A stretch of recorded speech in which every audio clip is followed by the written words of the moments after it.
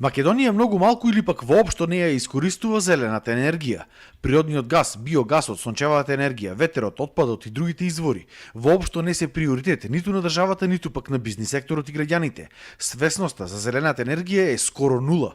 Токму затоа Македонија е една од најзагадените држави во светот. Иако држава е втора во светот по Калифорнија според бројот на сончеви денови, за жал тоа воопшто не е искористено. Само преку сонцето Македонија може да ги задоволи сите своји потреби за енергија. Нашите соседи во Бугарија ја користат маглата за да прават електрична енергија. Сонцето не ни е искористено. И за нашата држава за целосно да ги покрие капацитетите за потребите на електрична енергија се околу 160 км квадратни кои што треба да се покријат со фотоволтаици за да можеме да собереме електрична енергија за целата држава. Ако ги расподелиме на одредени површини, на крај тоа и не е така многу. И додека другите држави увезуваат отпад за да прават енергија, Македонија се гуши во ѓубре. Гасификацијата доцни, соларни електрани не се градат, ниту пак се искористува ветерот. Ние сме општество кој што не креираме ништо, ние не креираме ни предприемништво, ние не креираме ни економија.